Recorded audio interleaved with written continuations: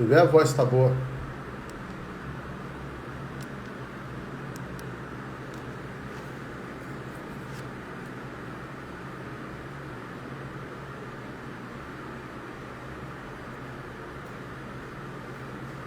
Aí pessoal, boa noite para vocês.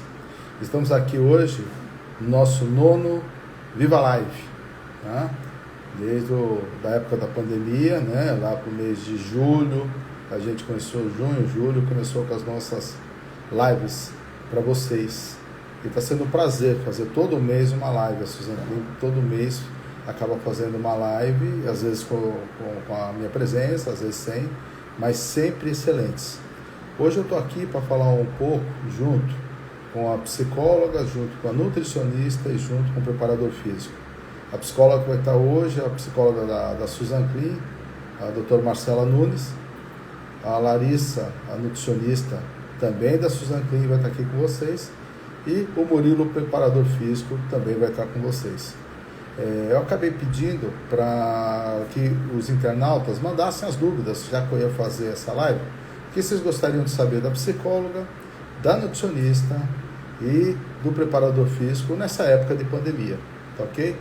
Então, eu vou começar aqui fazendo algumas perguntas para eles, quando eles entrarem, mas antes disso, eu gostaria de salientar para vocês que mesmo nessa época de pandemia, é importante vocês, pacientes que estão se programando para a cirurgia, que continuem na busca dessa preparação e na busca da cirurgia. Tá? A gente sabe que todos nós somos sujeitos a ter a infecção, todos. Mas vimos aí no começo quantos obesos, e como obeso mórbido, quando tinham o problema da infecção pelo Covid, quantos complicaram, quantos tiveram que ir para a UTI e quantos a gente acabou tendo de mortalidade nesse número de pacientes. Então é importante realmente que a gente procure a cirurgia para tirar o fator da obesidade. Como essa complicação ela atrapalha o quadro respiratório, a gente sabe, o obeso mórbido ele já tem dificuldade para respirar, é lógico que a gente conseguir trabalhar esse paciente para que ele tenha mais facilidade depois para conseguir respirar, vai ser melhor. Por isso que indicamos a cirurgia. Além, lógico, da gente conseguir tirar aqueles outros fatores de risco, não só associados ao peso, mas associados às doenças com as comorbidades. Vou aqui ver se já temos aqui a possibilidade de estar chamando a Marcela.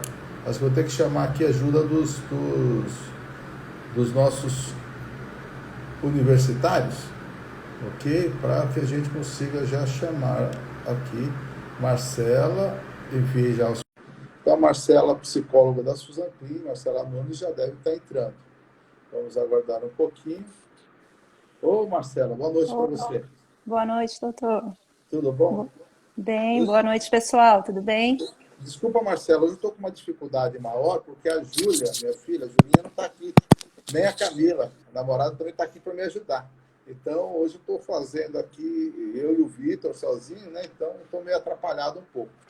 Marcela, como eu falei de início, abrir as possibilidades de alguns internautas fazerem perguntas para a psicóloga. E eu queria te passar algumas perguntas realmente que foram feitas. Eu vou dividir aqui, Marcela, como o tema é a ansiedade. Então, a gente trabalhar essa ansiedade no pré e no pós-operatório, que vão ser os questionamentos, e também depois da imagem corporal, que houve, acabaram havendo muitas perguntas a respeito, ok? Sim. Então, primeiro aqui, Marcela, eu queria que então você aí se apresentasse, mas a primeira questão é como diminuir a ansiedade no pré-operatório ou na pré-cirurgia? Bom, então, no primeiro momento a gente entender a ansiedade como algo que é natural, é da nossa capacidade de ser humano, de antecipar, de prever o futuro, de planejar, de ter consciência, né? Então, trabalhar e administrar. Na fase do pré-operatório, uma das questões é quanto tempo demora, né, assim, o atendimento, né? Por que passar por alguns atendimentos? Por que passar por todos os especialistas? E é importante o paciente acolher a fase pré-operatória, né? Assim como sendo um alicerce do tratamento. Eu sempre falo para eles que não tem como fazer uma casa começando pela parede, a gente começa pela fundação. Então, a partir do momento que o paciente entende o porquê que ele está vindo, quais os tópicos que serão abordados, de que forma que vamos trabalhar, ele já se sente mais seguro. E à medida que o tempo vai passando, vai fazendo sentido. Então ele vai vendo que, puxa, isso foi trabalhado porque me ajuda a não ter uma dificuldade numa fase que está por vir. Né? Então a ansiedade no pré-operatório é normal, a gente tem que administrar, entender e acolher a história de cada um, porque existe uma história de sofrimento quando o paciente chega, ou é um sofrimento físico, clínico, ou é um sofrimento psíquico, um sofrimento emocional, acolher e fazer com que esse paciente se sinta seguro. Né? Então, no pré-operatório, é importante ser trabalhado o comportamento alimentar, o paciente tem a possibilidade, a oportunidade de trabalhar a relação que ele tem com a alimentação, e isso já vai ajudar a ansiedade lá na frente, lá na fase pós-operatório, e lá no pós-operatório tardio. Né? Então, ele te dá a possibilidade dele entender que não é uma dieta restritiva, que não é restrito a vida toda, mas que são bons hábitos. E até do paciente conseguir colocar numa balança e ver se assim, esse é o momento para eu ir adiante com o planejamento da cirurgia. Né? Então, esse é um dos pontos que devem ser trabalhados e o paciente vai levar o tempo que for necessário para ele. Né? Em média, hoje nós atendemos em torno de 2 meses esse paciente. Então, vemos o paciente a cada 15 dias, mas isso pode ser estendido. Muitos pacientes vêm e falam, puxa, mas não sabia que tinha que fazer tudo isso, achei que eu ia operar, né? Assim, vim para ter só uma avaliação. E nós, da equipe Suzan Clean, consideramos importante, além de avaliar, informar. Além de avaliar, conseguir, assim, preparar esse paciente para ele extrair o melhor do tratamento.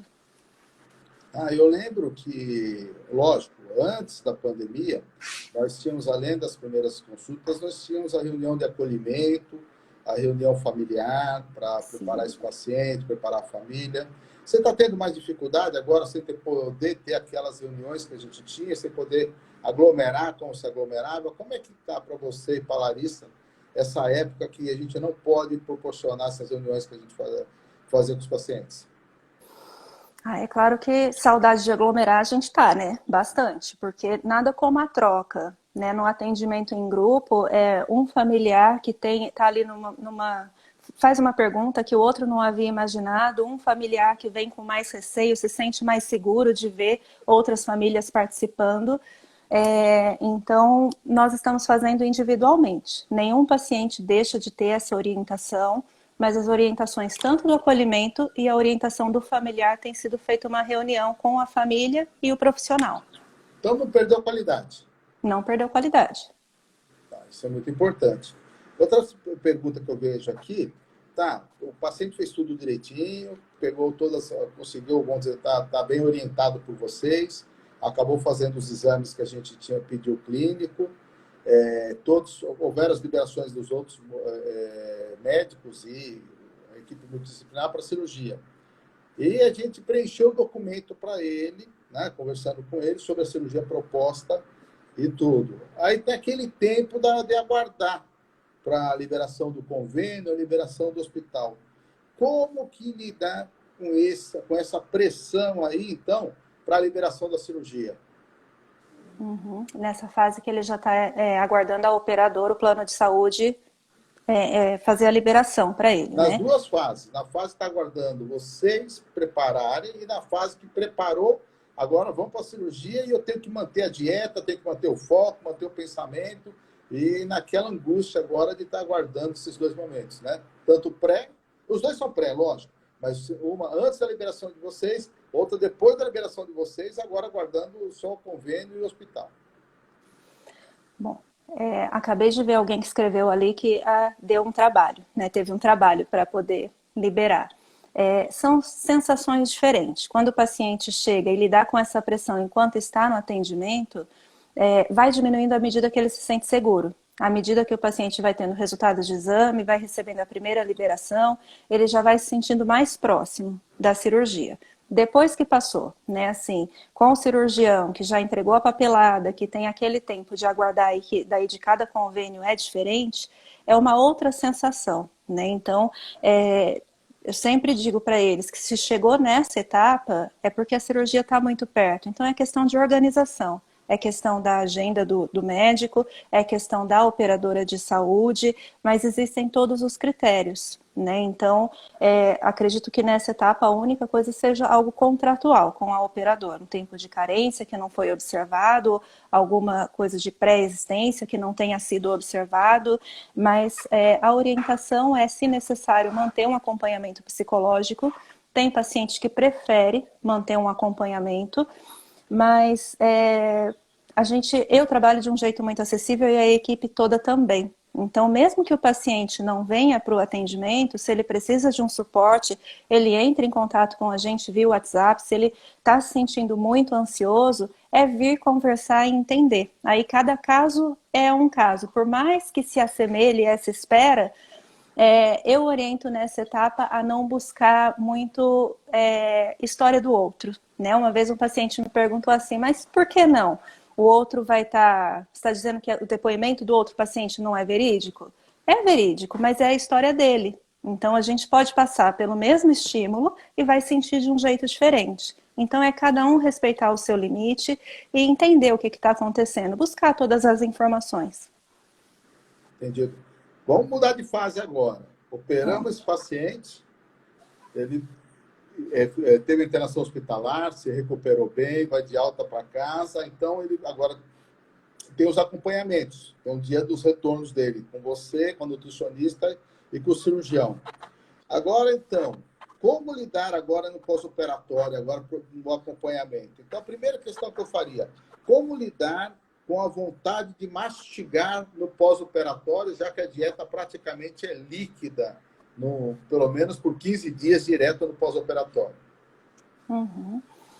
Bom, trabalhando, alicerçando bem no pré-operatório, o paciente não vai ser surpreendido por essa informação ali no comecinho. Então, ele já vai com essa informação, ele já vai organizado, já sabendo de quanto é o tempo, né, assim, previsto, a não ser que haja alguma dificuldade maior, mas ele já tendo a informação e a informação de qualidade, ele já se organiza. No pré-operatório, a gente já trabalhou o que é a fome física, o que é o hábito, o que é o hábito errado, o que é a vontade de comer. Então, no pós-operatório, em algum momento ele vai sentir essa vontade, né? E aí é lembrar que, assim, essa não é, eu falo para eles, não é a realidade da cirurgia bariátrica, é uma etapa. Então, é um dia por vez. Tem dia que isso vai te deixar mal-humorado? Respeita esse seu limite. Tem dia que vai querer fazer você ficar sozinho, vai ficar mais choroso? Respeita. Se necessário, vem, conversa, a gente acolhe, a gente ajuda a entender o que está sentindo e esse paciente vai buscar motivação e quando ele percebe, já foi um dia, já foi uma semana, ele já está na clínica com a gente, ele já está vendo o resultado e isso já virou história. Tá certo. Então, e como fazer então para lidar com essa ansiedade também, depois de um tempo depois da bariátrica? Acredito que aí é mais trabalhoso, porque no início existe o medo que blinda esse paciente, né? Ele é protegido e tem um receio de se colocar ali em risco de vida. Mais adiante, quando ele já tem uma liberdade maior, ele é claro que vai fazer experimentos, vai se deparar com sensações, com situações sociais que no começo às vezes ele se priva, né? Então é sempre ter um acompanhamento e entender que na vida para ter isso eu abro mão de outra coisa. Então, para ter um resultado, para extrair o melhor, muitas vezes eu preciso abrir mão de um prazer imediato, né? Então, o nutricionista falou que agora eu posso tudo. E agora? Uhum. E o que é esse tudo? Né? Assim, de repente, o que é o tudo? Para nutricionista, que vai ser um prato equilibrado, uma dieta bacana, e o que é o tudo para o paciente? Então, aí ele precisa manter as orientações e entender o que era o tudo para ele antes. Esse eu já não tenho mais. Então, o tudo de agora é aquilo que a nutricionista está propondo. Mas lembrando que, assim, a ideia não é uma restrição de tudo. Ele tem as fases de restrição. Quando chega na dieta geral, Eu falo para eles que é hora da gente trabalhar o comportamento, alguns pilares do comportamento. Então é aí que está formando de fato o hábito, mudando o padrão de comportamento, e depois é avaliar o contexto. Né? Assim, um exemplo é se eu vou no cinema e como uma pipoca. Eu vou lá uma vez por mês, a cada 2 meses? Tem um contexto. Eu vou num aniversário como um doce? Tem um contexto. Outra coisa é eu assistir TV na minha casa todo dia comendo pipoca. Outro dia é eu colocar um doce todos os dias. Outra coisa é depois do almoço colocar um doce. Então é administrar. Não tem nada que vai ficar proibido, mas tem que tomar cuidado com os hábitos. Sabe que ontem, Marcelo, eu estava vendo, ontem foi um dia que eu assisti Quilos Mortais. Nunca Hum. assisto, mas ontem eu estava passando os canais e vi. E tinha uma paciente com uma obesidade muito grande, realmente, 300 e poucos quilos, mas a gente viu que o início de tudo foi uma gravidez que ela teve, vamos dizer, na época da adolescência, uma não aceitação do pai, a pôs para fora de casa, ela abortou, teve toda uma situação, vamos dizer, adversa para essa menina, até porque a mãe não ficou do lado dela também naquele momento, sabe? E isso levou ela a ganhar peso do jeito que eu te falei. Ela comeu muito, foi comendo, por esse problema que ela tinha também ali com esse passado dela ali com o pai. Uma situação mal resolvida com a mãe e com o pai. E a gente sabe que depois da cirurgia, que é o que a gente viu lá, onde ela pôde ser operada, a cirurgia por um tempo vai fazer o efeito para perder o peso.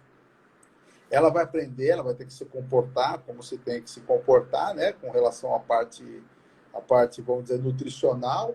Mas e aí? E esse resgate que ela deixou para trás? Porque uma possibilidade do reganho de peso, essa não solução desse problema que ficou lá, e ela na necessidade de comer para ter prazer, para suplantar esse problema que ela teve. Como lidar, então, com isso? Porque eu falo, a obesidade, depois de certo tempo, quem vai tratar são vocês. Vai ser mais o psiquiatra e o psicólogo do que o próprio cirurgião restante. Porque tem muito problema emocional envolvido, muita carga emocional envolvida aí. Aí entra a terapia, não entra? O que você diria nesse caso? Aí entra a terapia. É diferente da proposta psicoeducativa, né, assim, da psicoeducação proposta no pré e no pós-operatório, que são os nossos atendimentos em combo. Aí entra a necessidade da terapia e precisa ser no tempo do paciente.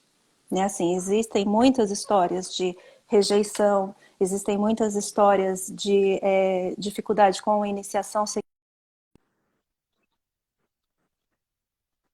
Então, isso é conversado, isso é explicado e as portas ficam abertas. Né? Assim, e muitas vezes é lá na fase da manutenção que essa pessoa sente a necessidade de vir buscar esse tipo de tratamento. Né? Não adianta perceber e colocar isso como uma exigência. Né? Assim, principalmente no pré-operatório. Eu penso que nesse momento ele busca um alívio até desse sofrimento na cirurgia. Isso precisa ser deixado claro para ele. Olha, vai te ajudar nesse aspecto e esse aspecto a gente cuida de uma outra forma. Então, conforme você for sentindo necessidade, venha, né? Assim, venha, procure alguém que possa te ajudar, mas busque esse tipo de ajuda. Se não fizer esse resgate e elaborar essa história, possivelmente existe a recidiva ou existe um outro sintoma. Né? Pode ser que essa pessoa desenvolva um outro sintoma. Muito boa lembrança desse caso.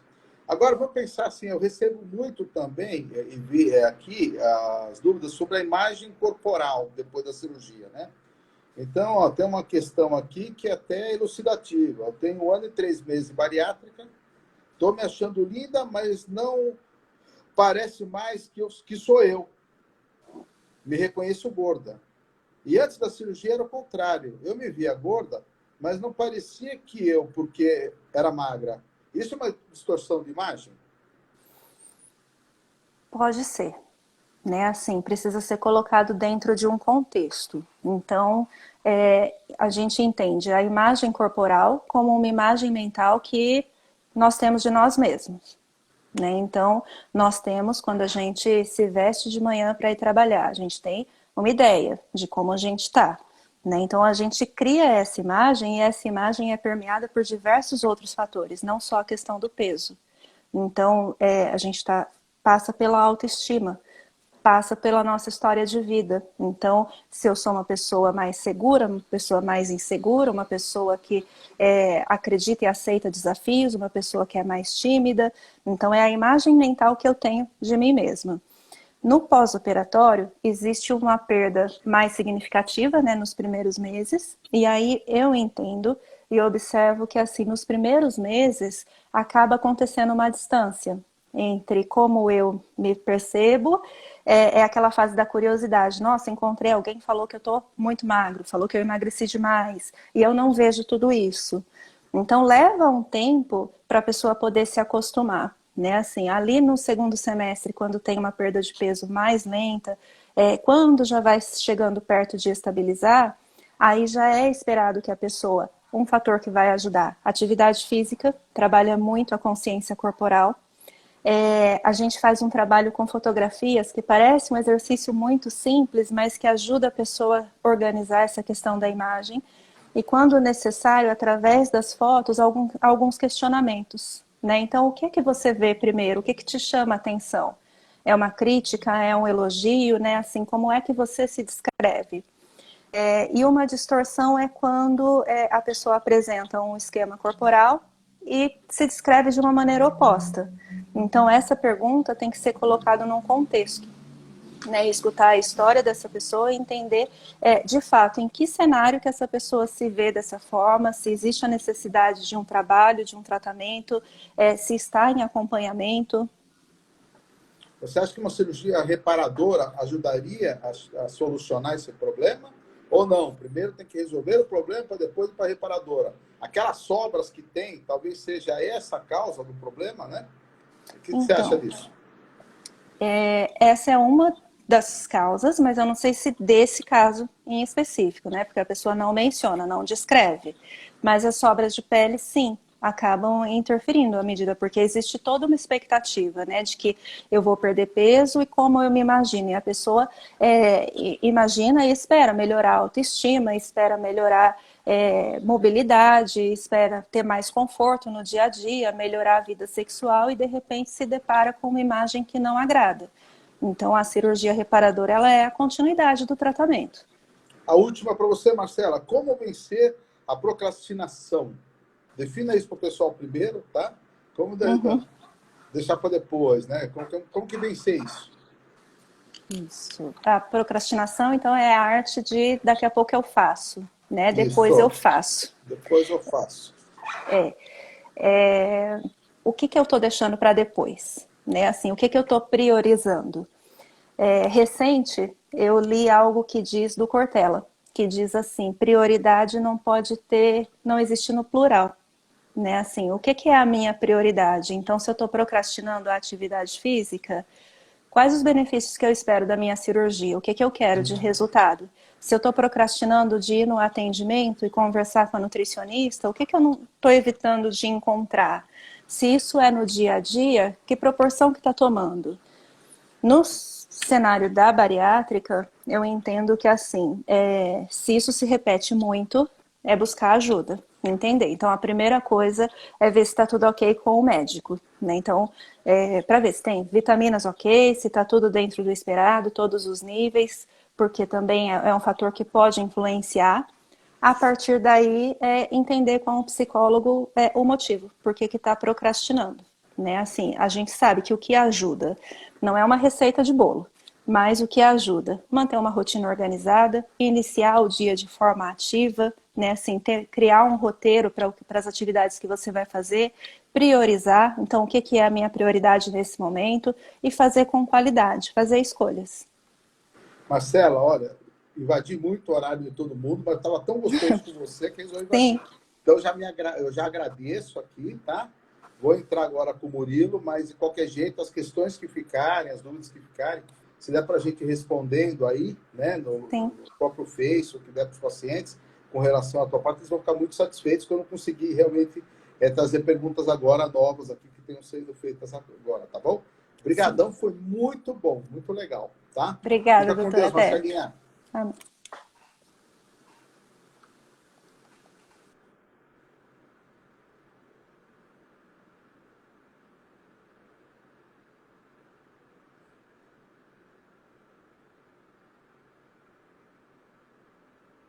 Pessoal, agora estou aqui, vou já chamando o Murilo. Murilo é um preparador físico. Está um tempo com a gente. Ô Murilo, tudo bom, Murilo? Boa tarde, beleza? Boa Você noite. ficou um tempo a mais aí, mas a gente vai, de um jeitinho ou de outro, sempre consigo prolongar um pouco mais e você não vai perder esse tempo, não, porque a sua área é muito importante para esse pessoal que está nessa fase aí de preparo para a cirurgia e até, vamos dizer assim, trabalhando para se manter no peso, né, Murilo? Sim, sim. Então, aqui, ó, já adiantando, já vou te fazer uma primeira pergunta. Muitas vezes não tenho vontade de sair de casa para treinar. Murilo, como mudar isso? Então, Jaime, essa questão da vontade, se a pessoa depender da vontade, fica difícil. Ela tem que tentar encaixar a atividade física na rotina dela e manter a disciplina nisso. Mas, para ajudar com isso, tem algumas coisinhas que ela pode estar fazendo. Se ela, às vezes, variar a atividade que ela está praticando, ela já vai ter uma motivaçãozinha a mais para ir treinar. Que muitas vezes a pessoa ficar sempre na mesma coisa não ajuda, né? Então, você ter uma variaçãozinha, você já tem um bônus a mais ali para você sair de casa.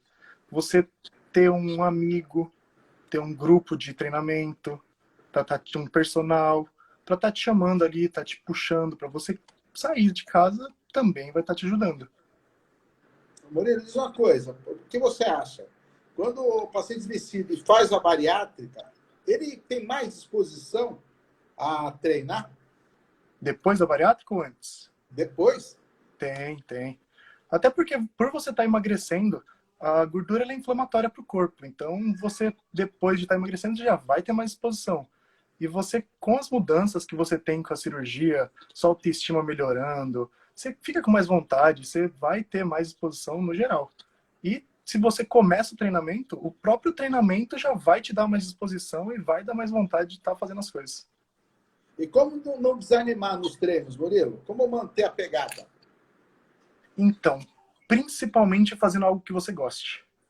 O mais importante da atividade física é a frequência e a consistência que você vai estar fazendo ela. Porque não adianta eu te falar que para você focar, você vai fazer academia, você vai fazer natação. Você tem que fazer uma coisa que vai te dar motivação e que você vai gostar do que está fazendo. Aí sim você vai ter ânimo, você vai ter motivação. Porque ninguém gosta de fazer uma coisa que acha chata ou que é obrigado a fazer. E você faz uma coisa com vontade, é muito mais fácil e dá muito mais vontade. Então, Murilo, a gente vê assim, às vezes eu lido com os pacientes, a gente acaba operando, e devido ao problema do peso, um paciente tem problema ou articular, de joelho, bacia, por aí vai, ou de coluna.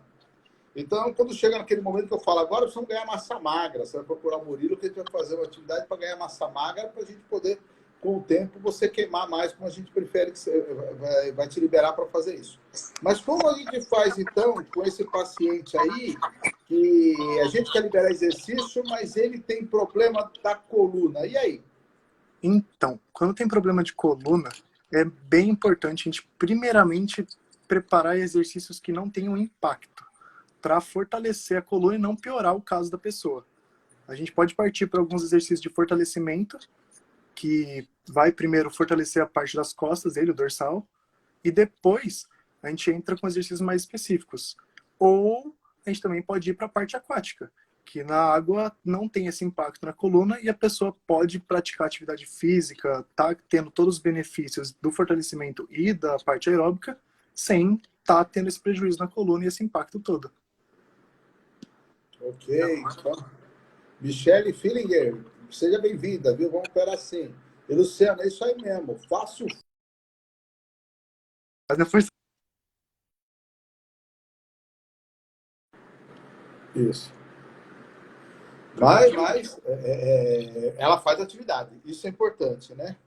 Aqui, Murilo, como agora, que pergunta boa, hein? Como treinar e gastar calorias sem ter que ir para academia? Porque tem ninguém que fala, nossa, que preguiça, eu não gosto de academia, não quero academia. Então, isso aí dá para resolver também.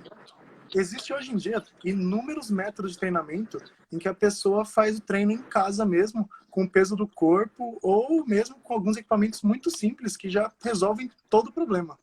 O importante é se mexer. Se você não quer ir para academia, você pode estar treinando em casa, você pode estar indo nos parques treinar. O importante é você achar alguma coisa que você, que nem eu falei antes, é achar algo que você goste de fazer e que você vai ter frequência fazendo.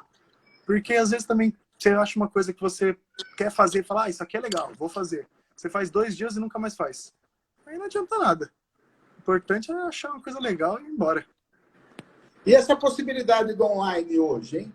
Não quero ir, não posso, mas de repente eu tenho o Murilo como meu preparador aqui, meu orientador. Como faria? Legal. Então, hoje em dia eu tenho tanta preparação física para a pessoa fazer em casa com equipamentos tipo simples ou com peso corporal, ou mesmo tem a possibilidade de estar fazendo live e fazer um treino em que eu faça a correção dos treinos da pessoa, porque também tem aquilo. Não adianta você estar fazendo treino em casa e você estar fazendo tudo errado e se machucar. Porque daí, ao invés de ter o benefício que você queria, você se machuca e tem que voltar tudo atrás. Então, você também tem a opção de ter um acompanhamento em que tem uma live, eu vejo a pessoa no celular, vou corrigindo, vou fazendo todas as instruções, todos os exercícios com ela e vamos junto. E qual o tipo de exercício físico, Murilo, para quem quer perder peso? De novo, eu vou ter que bater na mesma tecla, Jaime. O melhor tipo de exercício é aquele que você faz. É o que você consegue estar com uma frequência fazendo e fazendo com vontade. Porque, que nem eu falei, a pessoa pode chegar, eu falar, esse é o treino, esse é o exercício que mais vai gastar caloria, que mais vai resolver sua vida. Você faz 2 vezes e nunca mais faz. Não é o melhor para você. O melhor para você é o que você se sente bem fazendo e vai continuar fazendo. Mas, gasto calórico, exercícios aeróbicos são os que gastam mais caloria. Mas você pode estar gastando uma caloria legal também com exercícios simples, exercícios de força, exercício de resistência, que o gasto pode não ser tão intenso no momento. Mas pós-exercício, você também está gastando energia, também está gastando caloria. Porque seu corpo tem que se recuperar do exercício que você acabou de fazer para poder te dar energia de novo. Isso é importante, né, Murilo? E outra coisa, Murilo, isso aí é para mim também. Como perder aquela gordurinha da barriga? Como é que a gente trabalha para tirar aquela localizadinha? Aquela da barriguinha. Esse aí eu pego bastante também. Um monte de gente vem me procurar falando isso. Mas não existe, pelo menos por método não cirúrgico, não tem como você perder aquela gordura localizada. O que acontece é que cada pessoa acumula gordura em um local diferente. E às vezes pode ser que em você tem aqui na barriguinha, infelizmente, onde fica mais. Aí, para perder, você tem que perder a gordura geral do corpo. Você vai, com continuidade, perdendo a gordura e a da barriguinha vai diminuindo também com o tempo. Pode demorar um pouquinho mais, mas a gente tem que pensar que exercício físico é para a vida, né? Não é algo que você faz 2 meses e para. É uma coisa que você tem que fazer de forma contínua. Então, ao longo do prazo, você vai perder e vai resolver tudo. Vamos ver, às vezes tem aquelas pessoas que a gente faz a cirurgia, não gosta muito da academia, mas sabe que precisa gastar energia, e fala, cara, mas eu gosto de dançar, gostaria de fazer dança de salão. O que você acha disso? Dá para queimar na dança de salão? Dá para doido. bastante? Dança de salão é doideira, o negócio cansa muito. Você queima uma caloria bruta. É aquilo, você fazer exercício, se movimentar. A chave, o segredo é o movimento. O corpo humano, ele é feito para se movimentar. Tanto que as nossas dores, os problemas que acontecem na maioria das pessoas, é porque elas não se movimentam, aí atrofia, aí machuca, aí cansa. Se você está se mexendo, se você está se movimentando, vai embora que o corpo aguenta. É isso que você precisa.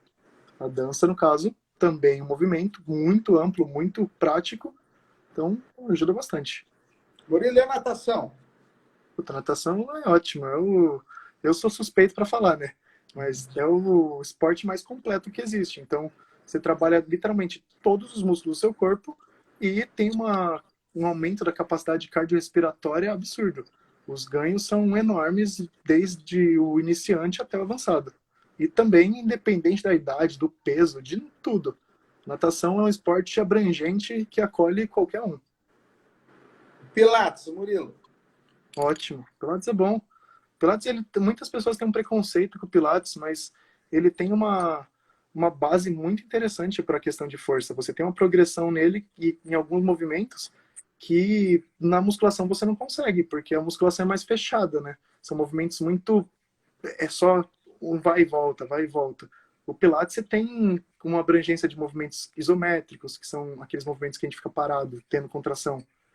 e tem movimentos de flexibilidade, respiração. O Pilates é interessantíssimo.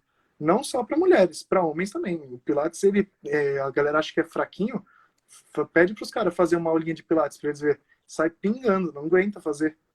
É difícil. Eu vejo muito hoje no parque as pessoas ou fazendo caminhadas. Então, quanto de caminhar e por semana? Quanto caminhar e quantas vezes por semana? Também em quilometragem e em tempo. Que você Então, acha que ajudaria na perda de peso. de peso. E sobre o exercício funcional, que a gente vê bastante também nos parques. Você acha que é muito bom? Sim, sim. Primeiramente da caminhada. O ideal é, vamos partir do que a OMS fala, a Organização Mundial de Saúde. O mínimo de atividade física que alguém tem que fazer para sair do sedentarismo são 150 minutos semanais. Ou seja, se a pessoa fizer meia horinha de caminhada durante os dias da semana, já mata, já vai estar fazendo um gasto calórico legal, já vai ajudar ela no déficit calórico, e também o seu corpo já começa a trabalhar muito melhor do que uma pessoa que é sedentária. Então, a quilometragem eu não poderia te dizer exata, porque vai de cada um. Cada pessoa tem o seu ritmo e cada pessoa tem os seus passos. Mas em tempo de execução, meia hora era o ideal por dia. 30 minutos, 30 minutos 5 já dias de mata. semana, tá legal. Tá lindo. E a funcional? Então, o funcional também é muito prático. É um exercício que ele já, no geral, o treinamento funcional, ele trabalha o seu corpo inteiro. Então, você já consegue ter um trabalho completo durante o exercício e ele não demora. Não são treinos longos, treinos de 1 hora, 50 minutos. É treino de meia horinha, 40 minutos ali no máximo e já matou, já trabalhou tudo e tchau. Murilo, e a famosa bike? Hoje, Bike. tanta gente aderindo, andando de bicicleta em grupos à noite. De repente, esse pessoal anda de cidade para outra cidade. O que você acha da bike em termos assim? Prejudica, não? Beneficia? O que você acha? Beneficia. Feita da maneira correta, é bike perfeita. Ela é um exercício que não tem um impacto grande para as articulações, tirando o movimento repetitivo, e você já tem uma melhora também cardiorrespiratória, melhora no fortalecimento de membros inferiores, absurda. Ela é bem usual. Na pandemia, cresceu muito o número de ciclistas. A galera começou a colocar a bike na rua e tá indo embora. Posso fazer uma pergunta aqui, Murilo? Já passou, foi rapidinho. Não consegui te fazer. E nem vou conseguir, porque aqui eu não achei ela agora. Ô Murilo, então é o seguinte, qual a mensagem sua aí pro pessoal, para os pacientes também, nessa época aqui que a gente ainda tem o Covid, né, que tá ainda nos deixa preocupados, né, não dá para a gente estar tão tranquilos assim, mesmo indo em parques. A gente vê aí que a fase às vezes é laranja, amarela, então os parques não estão abertos o tempo todo. Mas, assim, qual a mensagem que você deixa para esse pessoal nessa fase, para não perderem também a parte da disposição para atividade física? O que você deixa para eles? Então, ó, o mais importante agora, galera, era vocês conseguirem se mexer de qualquer forma possível. Quanto mais vocês conseguirem praticar alguma atividade, mesmo que simples, mesmo que você vai dar uma volta no quarteirão com seu cachorro, é se mexer. Se mexendo, a gente melhora nossa imunidade, a gente vai estar melhor contra o Covid, melhor para a vida, mais disposto. Só traz benefício. E se você não quiser sair de casa, pô, tenta arrumar vai atrás de treinamentos online. Você pode estar procurando até no YouTube, pode estar me procurando, que eu posso montar para você com certeza um treinamento completo para você fazer na sua casa. Ou você vai atrás de vídeo, se mexe. A minha mensagem é, se mexe. Não fica parado, bota seu corpo para trabalhar, bota para se mexer que dá certo. Murilo, obrigadão então. Como a gente também passou um pouquinho, agora eu vou chamar a Larissa, tá? Te agradeço desde já. E fica atento nas dúvidas que o pessoal tenha. Se você puder estar respondendo também para alguns, eu agradeceria para não deixá-los com dúvida. E depois, um dia, oportunamente, a gente responde mais alguns questionamentos que vem. Tá bem, Murilão? Fechou. Fica com Deus você, viu? Obrigadão. Boa noite, galera. Valeu. Valeu.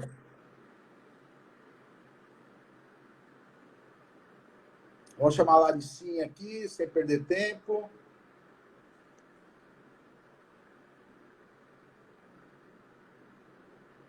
aí. A Larissa, eu preciso que... Opa, agora sim. Já envio a solicitação para a Larissa. Larissa, boa noite para você, Larissa.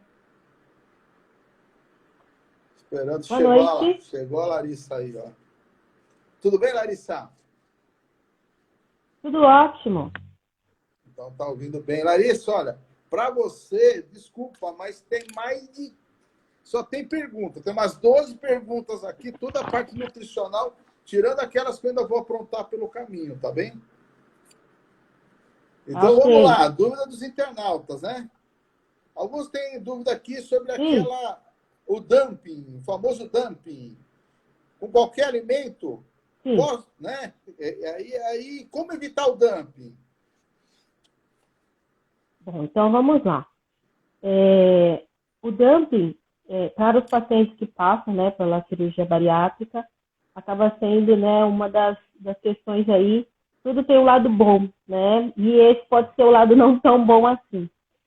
Bom, depende do ponto de vista também, né? Então, o consumo de alimentos ricos em açúcares, assim como carboidratos simples, né, açúcares, mel e gorduras, também podem causar essa síndrome. E o motivo é que, pela mudança anatômica, durante aí o procedimento, né, no caso do bypass, além de mexer na capacidade do estômago, também acaba desviando, né, a primeira porção intestinal. Deslize por motivos diferentes, no caso por acelerar o trânsito intestinal, né, não foi mexido, mas acelera 2,5 vezes a mais, né, só por ter mexido nessa estrutura do estômago. E aí a absorção sendo rápida traz, né, um grande desconforto para o paciente e um mal-estar geral, né, então sudorese excessiva, tontura, diarreia pode ser uma manifestação, né, então acelera o coração, aquele taquicardia, uma falta, né, uma letargia, enfim, um mal-estar geral.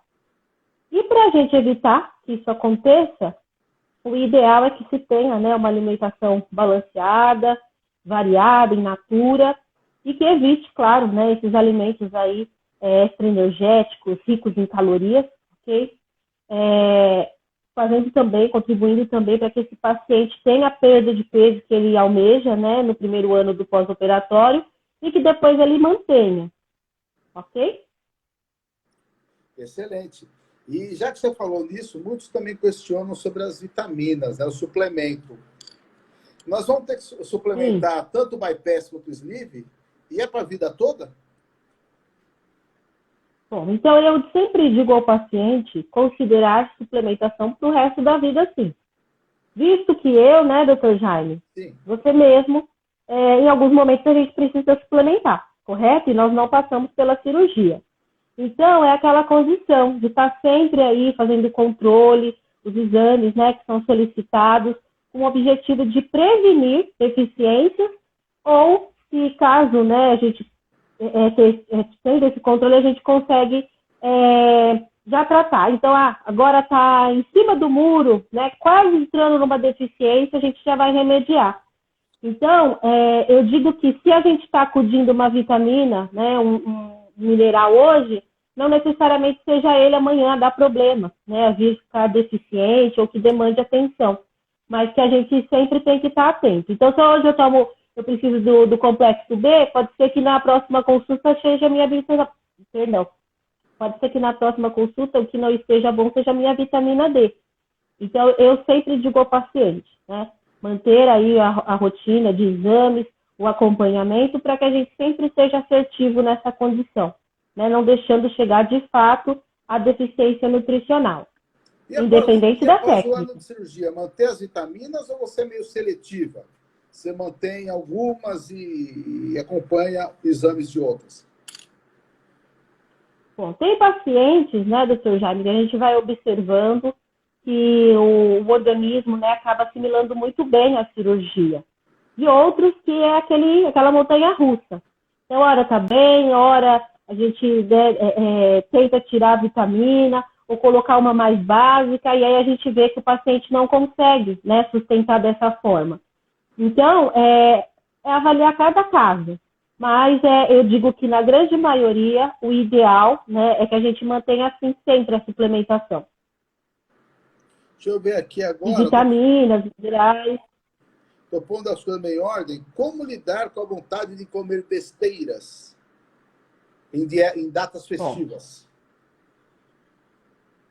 bem, então, eu digo que se a gente for somar, né, finais de semana prolongados, férias, não é? Então, acaba sendo boa parte do ano. Então, como a Marcela falou a princípio, o hábito, aquela história, por exemplo, da pipoca do cinema.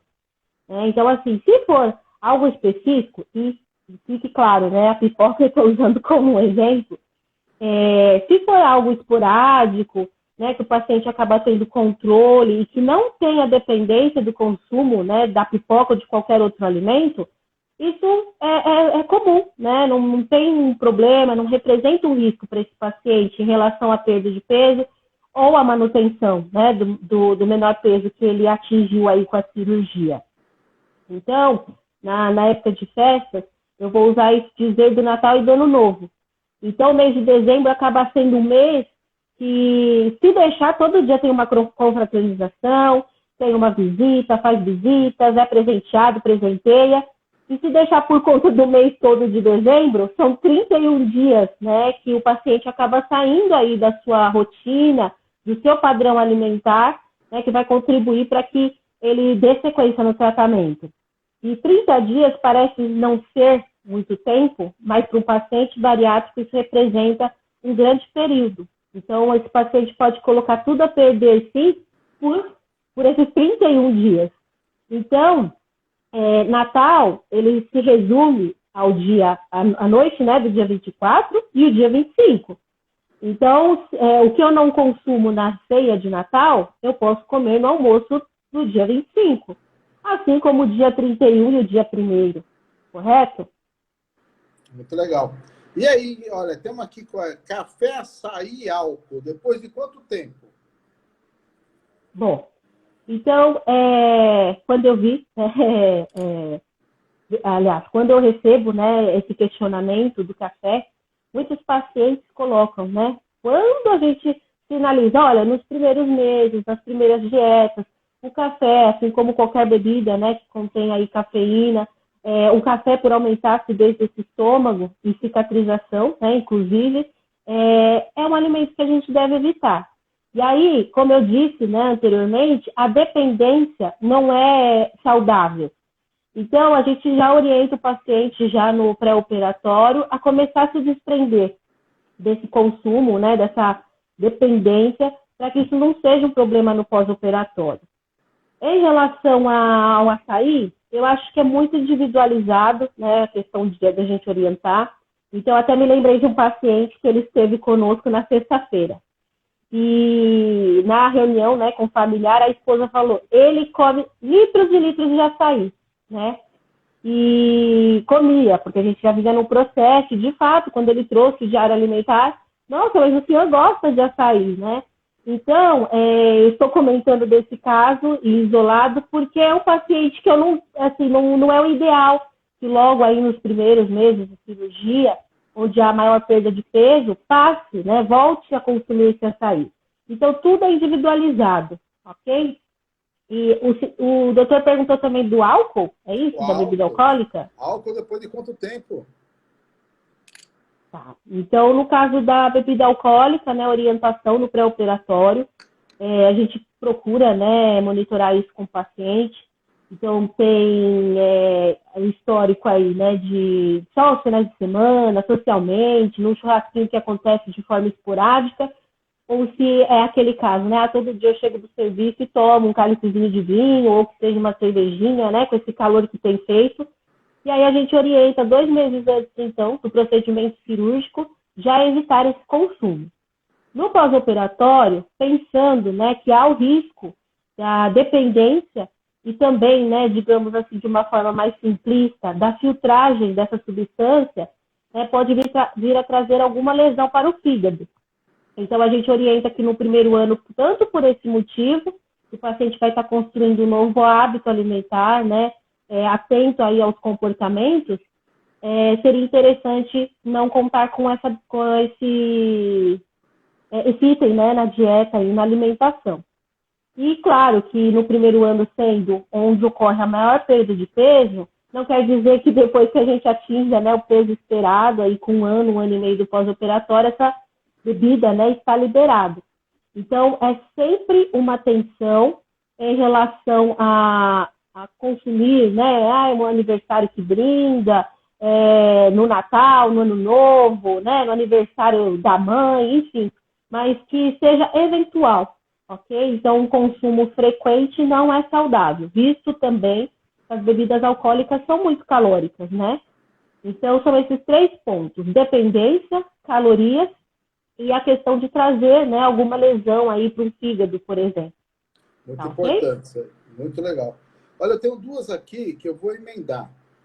Somente com dieta pastosa é possível perder muitos quilos sem fazer a cirurgia? Quer dizer, eu estou vendo a pessoa ficar naquela dietazinha líquida e pastosa, está perdendo peso.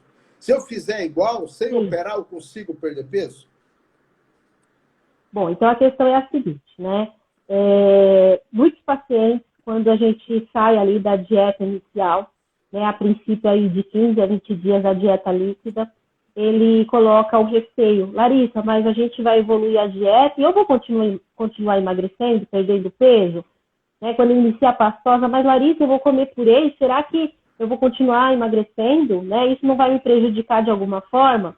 Então, eu digo que, para o pós-operatório, tanto a dieta líquida quanto a liquidificada, a pastosa, né, como foi questionada aí, elas têm como objetivo restabelecer, né, as condições do paciente e a segurança, já introduzindo outras consistências, né, na alimentação. Então, a mastigação, a questão de comer lentamente para que não aconteçam os entalos, né? Então, tem um motivo dessa dieta. Agora, respondendo, se um indivíduo, né, quiser emagrecer só com uma dieta pastosa, eu digo que é uma dieta processada, a gente vai ter perda de nutrientes, né? E o indivíduo, na sua rotina normal, que não demande esse tipo de dietoterapia, ele pode ter agravos aí, né, trazer prejuízos à sua saúde. Então, fazer dieta líquida porque eu preciso emagrecer sem a necessidade, né, dessa restrição, contar como prejuízo com deficiências nutricionais. Inclusive, um paciente, né, que passou pela cirurgia bariátrica, dizer que lá com 8 meses, Larissa, posso? Às vezes a gente é questionado, né, em relação a isso. Larissa, aí eu tô achando que a perda de peso está insuficiente. E se eu voltar para as dietas iniciais? Fizer, né, 15 dias, mais 20 dias, um mês de dieta líquida, isso não vai me auxiliar, né? Então, eu digo que não, e é muito perigoso, tá? Visto aí as deficiências, as grandes deficiências nutricionais que isso pode acarretar. Eu vi uma pergunta aqui, Larissa, um pouco mais complexa, né? Porque está falando da glutamina, que é a proteína que ajuda a melhorar a saúde intestinal e a absorção. Aí está perguntando o que você acha do uso da glutamina aqui. Bom, então, em muitos casos, né, não só para pacientes bariátricos, nós podemos, e é muito bem-vinda a glutamina. Tá? Então, assim, bem indicada, ela vai favorecer o fortalecimento das células intestinais, né? E isso, com certeza, vai reforçar também parte imunológica. Então, é interessante, sim, associar. Como a pergunta foi, né, o que a indicação da glutamina, eu digo que uma indicação bem feita só vai trazer benefícios, tá? Mas a gente não pode generalizar para todo mundo, ok? Ok. Outra coisa aqui que eu estou vendo você recomenda low carb ou jejum intermitente para pós-operatório de alguns pacientes que já perderam peso, depois de alguns anos voltam a ganhar algum peso? Bom, então a gente ouve muito, né, essa questão. Pacientes, né, que às vezes conhecem alguém ou que acompanharam amigos, né, conhecidos que fizeram a cirurgia bariátrica e aí dizem fazer essas dietas, né? E aí eu digo que não foi por indicação de nutricionista, né, certamente, tá bem? Obviamente que a gente tem que estudar, avaliar cada caso, mas a proposta, né, dessas dietas acaba sendo restritiva de um lado e acaba, né, trazendo o consumo de alguns alimentos que vão favorecer, né, um hábito equivocado para o paciente bariátrico. Então, se o objetivo, né, com a cirurgia bariátrica é a gente iniciar, alicerçar, como disse a Marcela, né, da construção de uma casa, né, fazer um alicerce ali, de fato, de qualidade, esse tipo de alimentação pode colocar a perder, né, tudo que foi aprendido, tudo que foi construído aí no primeiro ano, né, do pós-operatório, em relação ao acompanhamento, né, com nutricionista, psicólogo, a questão de comportamento. E cabe dizer que essas dietas não são para todas as pessoas. E aí eu ressalvo aqui a questão de não somente pacientes bariátricos, mas para a população em geral. Então, tem alguns profissionais que vão fazer esse acompanhamento, vão fazer essa indicação, mas não é para todos, tá? Então, através de exames laboratoriais, né, um acompanhamento aí muito próximo, muito, muito detalhado, isso pode dar certo. Mas para pacientes bariátricos, eu diria que mexe muito com a questão do comportamento. Então, a gente teria mais consequências, digamos assim, do que benefícios, tá? E, obviamente, não estou generalizando, né? A gente precisa analisar as situações aí, tá bem? O histórico de cada um. Então, para a grande maioria, eu digo que não é indicado, ok? Então, essa questão aqui vai completar, né? Como é a dieta para o bariátrico após 1 ano de operado, né? E como estabilizar o peso depois da meta. Então, ele bateu a meta. Então, como eu vou me manter estável na perda de peso? E como é essa dieta, então, para ele não ter que buscar depois low carb? Apesar que, para o bariátrico, é normal ser low carb, né? Porque normalmente a gente segura muito proteína, carboidrato e gordura, né? Mas aí é uma pergunta interessante para que ele não chegue a ganhar peso depois, né? Então, como é a dieta do bariátrico depois do ano e como que ele vai estabilizar? Tá. Antes de responder, o Dr. Jaime colocou aí uma frase que eu uso bastante, né? Quando o paciente fala, e se eu fizer uma dieta low carb? Porque ele busca, né, perder peso mais rapidamente, às vezes acha que está insuficiente para aquele período, né? E aí vem a questão que a gente comentou aí da imagem corporal, né, do paciente não se enxergar ainda, né, por ser muito rápido o processo, com o peso que ele está, né, atualmente. Então, eu digo que é exatamente isso que o doutor falou. A dieta do paciente bariátrico já é low carb, né, porque não é o carboidrato a nossa prioridade, mas dizer low carb não quer dizer que ele não seja importante, né, na dieta do bariátrico.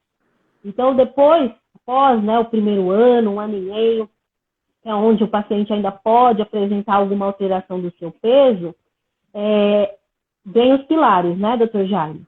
Então, além do acompanhamento nutricional, psicológico, né, ter atividade física, como o Murilo falou, né? Então, assim, o segredo é mexa-se, né? Vamos nos movimentar porque vai trazer benefícios, né? Tanto para a parte emocional, né, os hormônios do bem-estar, assim como gasto, queima de energia e também, né, aumentar a massa muscular. Então, vamos lá, né? Vamos contar aí com a atividade física e, claro, a alimentação deve ter, né, uma coerência. Então, a atividade física, ela traz seus benefícios, mas a alimentação também deve, né, seguir um padrão de qualidade para que essa atividade física executada traga, né, para que o paciente consiga alcançar os seus objetivos com ela.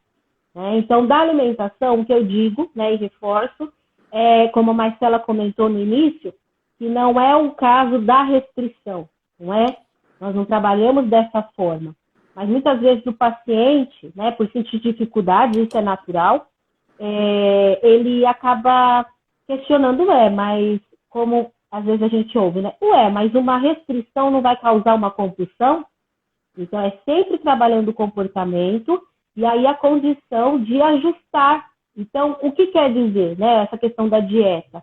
É como a minha rotina está no momento e buscar uma alimentação que agregue, né, e acabe suprindo as necessidades nutricionais. Né? Então, a cada troca, talvez, de trabalho, horário de serviço, atividade física, a gente precisa suplementar, né, diferente do que tem sido, e até mesmo, né, fazer algumas adequações dos horários, né, na distribuição aí das refeições durante o dia. Né, que é tão importante fracionar, E aí, muitas vezes, né, pela correria, às vezes o paciente acaba tendo essa dificuldade. Então, me veio aqui a cabeça, eu acho que vale a pena a gente dizer que com um ano, né, não dá para a gente dizer que é para todos dessa forma, mas por uma questão hormonal, né, a grelina, depois do primeiro ano, um pouco mais que isso, ela passa a ter ação, né? A ação que eu digo é mais efetiva, no sentido de trazer a sensação da fome. Então, o paciente muitas vezes se espanta, nossa, agora eu sinto fome. E aí ele entende melhor, né, a questão da vontade, quando é fome, quando foi muitas horas, né, que ele ficou sem se alimentar. E aí acaba que a gente deve sempre agregar aí, né, o consumo de fibras, proteínas e uma outra condição, né, doutor Jaime, que com esse período o esvaziamento gástrico também passa a ser mais rápido, não é verdade? Sim. Larissa, Então, o paciente... Oi. Você quer terminar, finalizar, Larissa? Sim. Por favor. Então, o nosso paciente, nesse período, né, de 1 ano e meio, 2 anos de cirurgia, deve ficar atento por essas mudanças metabólicas e físicas, né? Porque ocorrendo esvaziamento gástrico mais rapidamente, ele vai sentir mais fome. E aí, a ideia é que a gente mantenha uma alimentação de qualidade, que a proteína esteja dentro de uma quantidade, né, satisfatória, uma dieta rica em fibras, que são alimentos que acabam trazendo a saciedade, né, por um período maior. E aí não é, como eu disse, né, simplesmente dobrar as porções. E sim trabalhar com porções menores, fracionar mais vezes ao dia, mas o carboidrato não vai ser, né, vai deixar de ser como talvez agora no processo que antecede a cirurgia, a preferência ou o maior consumo. Larissa, Okay? eu te agradeço, então. Nosso tempo esgotou para tudo. Eu estava até no receio da gente ser desligado antes da gente terminar, tá? Okay. Mas, doutor Jaime, eu respondi a última pergunta? Respondeu. Ficou claro? Acho que sim. De qualquer jeito, a gente vai deixar aberto, então, tantas perguntas que fizeram hoje, quanto algumas que já tinham mandado também até para mim, como cirurgião, eu vou responder e eu ia pedir para você também. Se você vê que ficou alguma pergunta a mais que veio, alguma coisa que você quer esclarecer, Larissa, a gente responde pro pessoal que está mandando as perguntas para a gente, então, tá bom? Para não ficar sem respostas, né? Mas foi excelente, Larissa. Okay. Foi muito bom. Essa livezinha foi super gostosa, é o que a gente pode fazer agora nesse momento, tá? Passa rápido, né? Pior que passa, né? É que foram 3 também, aí é muito rápido. E as perguntas foram boas, né? Então, quando a pergunta vem bem assim, tempo vai. E é um tema que a gente gosta, aí pronto, né? Uniu a fome com a vontade de comer, já viu, né? Tá bom? Bom, então eu agradeço, doutor Jaime, Marcela, Murilo, foi muito bom aí, tá bem? Obrigado, boa noite a todos. Você também, viu? E eu agradeço também. Obrigada. Então, não só a Larissa, quando acabei de falar com ela, quanto ao Murilo, né? Quanto a Marcela, que foi muito bom. Pessoal, não vai ter mais tempo, então vai acabar, acho que ficar respondendo questionamento aqui vai ficar difícil. Mas depois, lógico que eu vou falar com o Vitor, que é do marketing, e ele vai levar as respostas que a gente vê, que as perguntas que ficaram aqui no ar, que a gente pode responder, e as que vieram para mim também, e eu não consegui responder para vocês, tá bom? Fiquem com Deus, uma boa noite, foi muito bom. E vai ficar a live salva, não se preocupa não, tá? Fiquem tranquilas que essa live fica salva para vocês poderem estar vendo, tá bom? E vamos responder as perguntas. Boa noite para vocês.